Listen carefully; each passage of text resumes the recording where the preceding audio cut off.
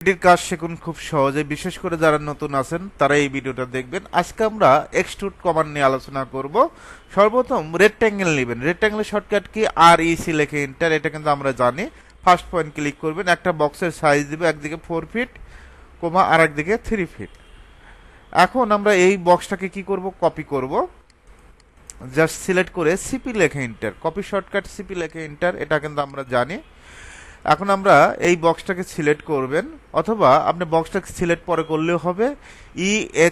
এক্সট্রুডের shortcut আশা করি দিতে পারবেন। তারপর এখানে মুড নামে একটা অপশন আছে, মুডে ক্লিক করবেন। এখন আমরা এখানে দেখবেন যে দুইটা অপশন দেওয়া আছে, একটা সলিড একটা সারফেস।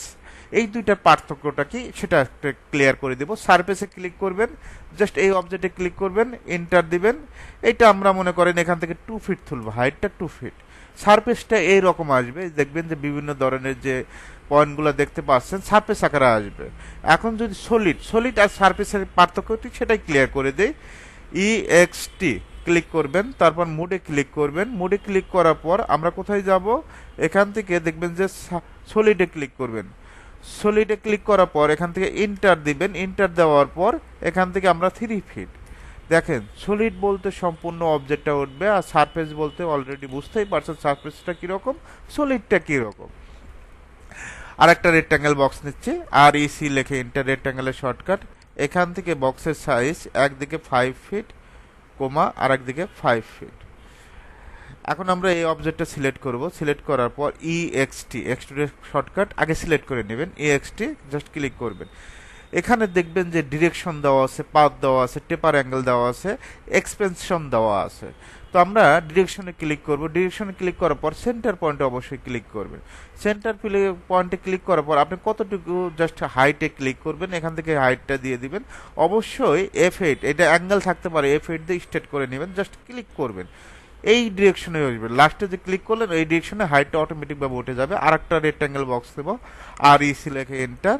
এদিকে 2 ফিট কমা এদিকে 1 ফিট। লাইন নেবেন, L লিখে এন্টার। কি লিখে এন্টার? L লিখে এন্টার। জাস্ট এখানে একটা ক্লিক করব। এখন এই অবজেক্টটা সিলেক্ট করার পর খুব সুন্দরভাবে বুঝাবো। EXT, তারপর এখান থেকে পাথ বলতে এই লাইনটাকে বুঝাইছে। এই লাইনের যতটুকু হাইট, জাস্ট লাইনে ক্লিক করবেন, এতটুকু হাইট অটোমেটিকভাবে 3D হয়ে যাবে। দেখেন হয়ে গেছে। আবার একটা রেক্ট্যাঙ্গেল বক্স নিচ্ছে, REC লিখে এন্টার। এদিকে 2 ফিট কমা আর একদিকেও 2 ফিট স্কোয়ার। লাইন নেবেন, L লিখে এন্টার। কি লিখে এন্টার? L লিখে এন্টার। এই পয়েন্টে একটা ক্লিক করবেন, এই পয়েন্টে একটা ক্লিক করবেন। এখন যদি আমরা এটা জয়েন করে দেই, যে লেখে এন্টার, জয়েন্টের শর্টকাট যে লেখে এন্টার, জয়েন হয়ে গেল লাইনটা। এখন এটা সিলেক্ট করবেন। সিলেক্ট করার পর আমাদের EXT, তারপরে আমরা এই এখান থেকে পাতে ক্লিক করবেন, জাস্ট এটা ক্লিক করবেন, অটোমেটিক সেই শেপটাই হয়ে যাবে। দেখছেন যে শেপটা ছিল সেই শেপটাই, কিন্তু আমার পাতটা যে শেপটা সেই শেপটাই হয়ে যাবে।